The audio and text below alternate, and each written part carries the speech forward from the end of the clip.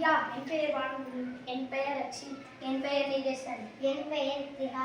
என் பெயர் தனிகா. என் பெயர் சஞ்சனா. என் பெயர் தனிசியா. ஒரு ஊரில் வணிகன் ஒருவன் இருந்தார். ஒரு நாள் அவன் தன்னிடமிருந்த ஆடுகளை விற்று ஒரு பையில் நிறைய பணத்தோடு தன் ஊருக்கு திரும்பிக் கொண்டான். திரும்பும்போது அவருக்கு மிஞ்சிய கனவை மிதந்து கொண்டே நடந்தான். இந்த பணப்பையை கண்டு மேலும் ஆடுகளை வாங்கி விற்றால் நிறைய லாபம் கிடைக்கும், நான் பெரும் பணக்காரனாவேன் என்று கற்பனை செய்தான்.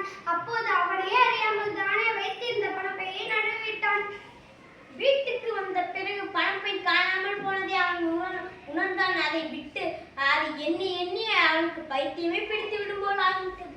மறுநாள் அவன் தன் நாட்டு சிற்றரசன் சென்று முறையிட்டான். அரசை என் பணப்பை ஒரு மேலே கிடைக்கிறேன், எடுத்துகள் திருப்பி கொடுத்து நான் சன்மனாக கொடுத்து விடுவேன். அருள் கூர்ந்த இதை அறிவிக்க கொண்டான் என கேட்டுக்கொண்டான். அரசும் மற்றொரு முரசு அறிந்த நாட்டு மக்களுக்கு அறிவித்தான். 3 நாள் கழித்து வயதான மூதாட்டி ஒருவர் தான் கண்டெடுத்த பணப்பையை சிற்றரசனிடம் ஒப்படைத்தார். சிற்றரசன் அவளுடைய நேர்மையும் நாணயத்தையும் கண்டு மெச்சி அவளுக்கு தக்க வெகுமதியை அளிக்கும்படி வியாபாரிக்கு ஆணையிட்டார்.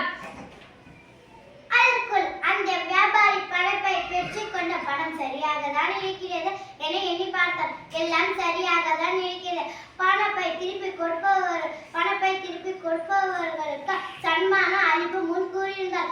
ஆனால் இப்பொழுது மனம் சட்டென மாறியது. தான் சொன்ன சொல்லை நிறைவேற்ற விரும்பவில்லை.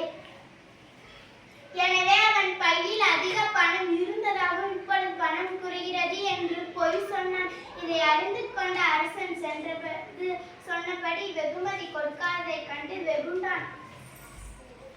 அந்த வணிகனுக்கு நல்ல பாடம் கற்பிக்க வேண்டும் என்று நினைத்தான். வணிகனை உன் பையில் இப்போது இருப்பதை காட்டினாலும் அதிக பணம் இருந்ததில்லையா? எனவே இது உன் பையில் இது வேறு யாருடையதோ தெரியவில்லை. பணத்திற்கு சொந்தக்காரன் வந்து கேட்கும் வரை என்னிடமே இருக்கட்டும். நீ விடைத்து விட்டு போகலாம் என ஆணையிட்டார். அவன் சென்ற பின் பணத்தை வைத்திருப்பவன் மட்டுமே பணக்காரன். அல்லது சொன்ன சொல்லை மறவது மற்றவருக்கு பெரும் தன்மையிடம் கொடுக்கும் முன்னர் படைத்தவனே பணக்காரன்.